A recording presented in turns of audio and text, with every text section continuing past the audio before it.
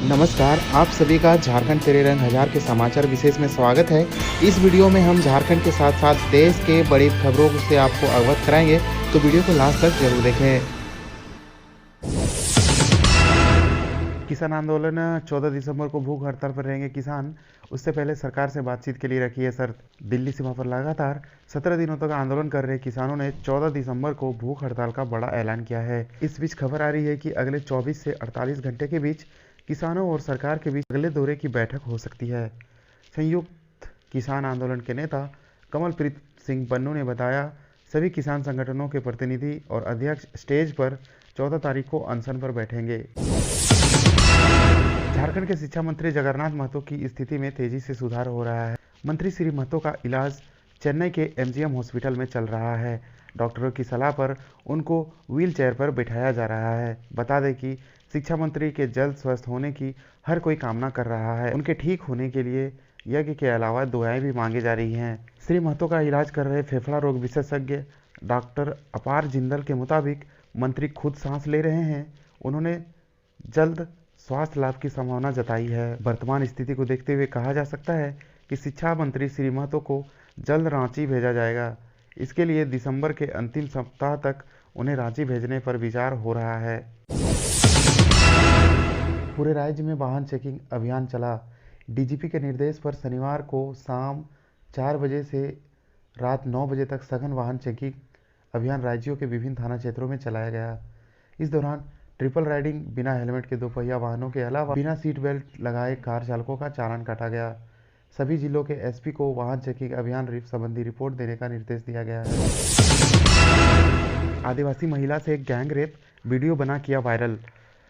गढ़वा जिला के रामकंडा के दुर्जन गांव की आदिवासी महिला के साथ गांव के ही 2 युवकों ने सामूहिक दुष्कर्म की घटना को अंजाम दिया।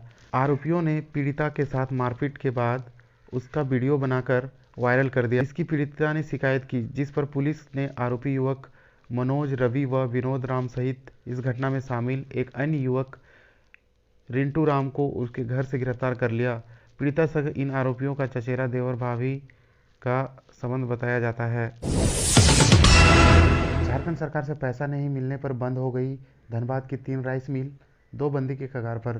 धनबाद जिला में राइस मिलों की स्थिति बेहद खराब है। यहाँ संचालित 6 में से 3 राइस मिलें सरकार के बकाया राशि नहीं मिलने के कारण बंद हो गई है। वहीं 2 अन्य राइस मिल भी बंदी के कगार पर है। इसके बाद एक अभी नया खुला है, जो फिलहाल ट्रायल तौर पे चल रहा है। झारखंड में बहुचर्चित चारा घोटाला मामले में सजा काट रहे राष्ट्रीय जनता दल के मुखिया लालू प्रसाद की तबीयत को लेकर बड़ी खबर सामने मिल रही है। बताया जा रहा है कि लालू प्रसाद की किडनी बेहतर तरीके से काम नहीं कर रही है। समाचार एजेंसियों के मुताबिक डॉक्टर ने बताया कि आरजेडी सुप्रीमो लालू प्रसाद की किडनी की स्थिति आने वाले दिनों में खराब हो सकती है। उनके मुताबिक किडनी की फंक्शनिंग अचानक बंद हो सकती है।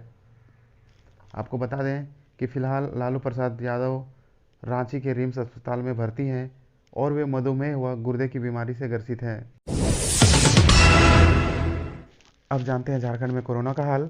12 दिसंबर रात 9 बजे तक कुल पॉजिटिव केसों की संख्या है 1,11,366, जिसमें से ठीक हुए मरीजों की संख्या है 1,08,761। अभी कुल सक्रिय मामले हैं 1,610 और अब तक 995 लोगों की मौत हो चुकी है। 12 दिसंबर की बात करें तो 189 नए केस आए, 273 मरीज ठीक हुए और किसी भी मरीज की मौत नहीं हुई। प्रेम प्रसंग मामले में होटल के 5वीं मंजिल से कूदा प्रेमी, गंभीर रूप से घायल। दुमका शहर के अशोका होटल की 5वीं मंजिल से शनिवार की शाम एक युवक अचानक कूद गया। बताया जा रहा है कि प्रेमिका की बेवफाई से नाराज इस युवक ने होटल के छत से कूदकर जान देने की कोशिश की है। निखिल सोरेन नामक युवक गंभीर रूप से घायल हो गया है। स्थिति नाजुक बनी हुई है। पहले इलाज के लिए डीएमसीएच में भर्ती कराया गया है, जहां उसे बेहतर इलाज के लिए रेफर कर दिया गया है। वह मूल रूप से देवघर जिला के नवाड़ी का रहने वाला है। प्रसिद्ध छऊ संगीत कलाकार लक्ष्मी राम महतो का निधन। राज्य के छऊ संगीत कलाकार लक्ष्मी राम महतो का निधन हो गया। वे 65 वर्ष के थे। बताया जा रहा है कि पिछले 6 माह से बीमार थे तथा उनका इलाज अस्पताल में किया जा रहा था। शुक्रवार को लक्ष्मी राम महतो के निधन की खबर से उनके पैतृक गांव सरायकेला के पांड्रा में शोक की लहर दौड़ पड़ी। सरायकेला छऊ नृत्य से जुड़े कलाकारों ने भी शोक व्यक्त किया। लक्ष्मीराम महतो ने ग्रामीण क्षेत्र में युवाओं को छऊ नृत्य कला से जोड़ने के साथ साथ प्रशिक्षण भी दिया करते थे। वे छऊ कलाकार होने के साथ साथ सेवानिवृत्त शिक्षक भी थे। केंद्र सरकार ने सुप्रीम कोर्ट को बताया है कि भारत अपने लोगों को परिवार नियोजन के लिए बाध्य करने और बच्चा पैदा करने की संख्या निर्धारित करने के खिलाफ है। यह जनसांख्यिक विकृतियों की ओर ले जाता है। सुप्रीम कोर्ट में दायर एक हलफनामे में स्वास्थ्य मंत्रालय ने बताया कि देश में परिवार कल्याण कार्यक्रम स्वैच्छिक हैं, जो लोगों को उनका परिवार कितना बड़ा हो तय करने और अपने अनुसार बिना किसी मजबूरी के परिवार नियोजन के तरीकों को अपनाने में सक्षम बनाता है। कल लगने जा रहा है साल 2020 का आखिरी सूर्य ग्रहण। इस बार 14 दिसंबर 2020 को साल का अंतिम सूर्य ग्रहण लगने जा रहा है। बता दें कि इससे पहले 30 नवंबर को चंद्र ग्रहण लगा था। यह सूर्य ग्रहण यूं तो भारत में दिखेगा नहीं, क्योंकि ग्रहण के दौरान भारत में रात का समय होगा, लेकिन ग्रहण का प्रभाव न केवल दुनिया के विभिन्न देशों पर होगा, बल्कि यह भारत के लिए भी बहुत ही महत्वपूर्ण रहेगा। भारतीय समय के अनुसार यह ग्रहण शाम 7:03 पर लगेगा और मध्य रात्रि 12:23 तक रहेगा। 12 दिसंबर को दुमका के सिंधु कानू विश्वविद्यालय में मानवाधिकार विषय पर आयोजित वेबिनार में कई बार अश्लील वीडियो चलने लगा। विश्वविद्यालय प्रशासन ने इस मामले में शिकायत दर्ज कराई है।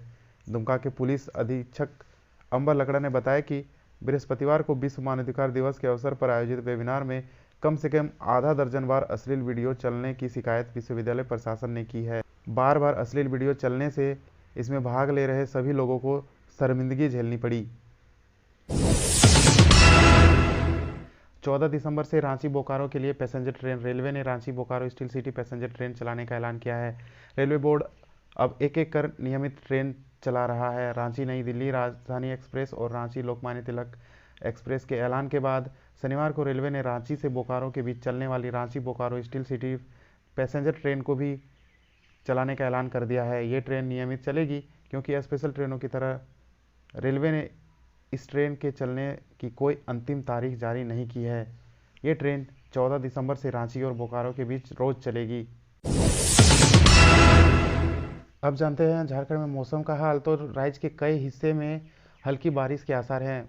झारखंड के मौसम का मिजाज शनिवार से बदलने लगा है। राजधानी समेत राज्य के मध्य और उत्तरी पश्चिमी भाग में 14 दिसंबर से कहीं कहीं हल्के दर्जे की बारिश के आसार हैं। मौसम में यह बदलाव 16 दिसंबर तक बनी रहेगी। रांची समेत झारखंड के मध्य और उत्तरी पश्चिमी भाग में खूंटी, रामगढ़, हजारीबाग, बोकारो, लोहरदगा, चतरा, कोडरमा, पलामू, लातेहार और गढ़वा में कई स्थान पर गर्जन के साथ बारिश की संभावना है। रांची में 1700 एकड़ सरकारी जमीन ही भूमाफियाओं ने बेच डाली। अब हुआ है खुलासा। झारखंड में भूमाफियाओं की नज़र सरकारी जमीन पर रही है। कई ऐसे मामले सामने आ चुके हैं जिसमें भूमाफियाओं ने सरकारी जमीन बेच दी है। एक बार फिर इसी तरह का मामला राजधानी रांची में सामने आया है।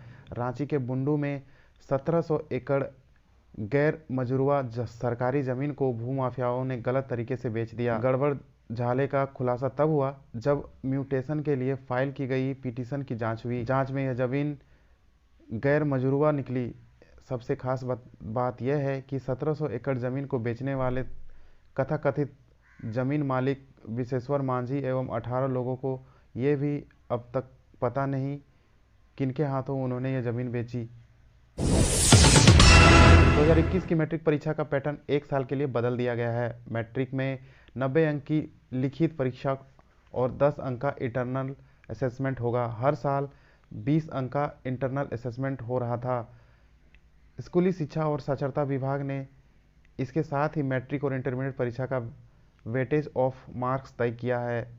मैट्रिक में जहां विज्ञान छोड़कर हर विषय में 30% ऑब्जेक्टिव प्रश्न रहेंगे, वहीं इंटरमीडिएट में इस तरह के 40 प्रश्न रहेंगे। मैट्रिक में सिर्फ साइंस में 20% सवाल ऑब्जेक्टिव होंगे और 10% का प्रैक्टिकल होगा। शिक्षा विभाग ने पहली बार वेटेज ऑफ मार्क्स तय कर झारखंड एकेडमिक काउंसिल को भेज दिया है। जैक अगले 1-2 दिनों में इसे जारी करेगा। इस समाचार विशेष में इतना ही। ऐसे ही खबरों के लिए हमारे साथ जुड़े रहें। हमारे फेसबुक को फॉलो करें और हमारे यूट्यूब चैनल को सब्सक्राइब कर लें। आप लोगों से विदा लेता हूं। जोहार झारखंड, जय हिंद।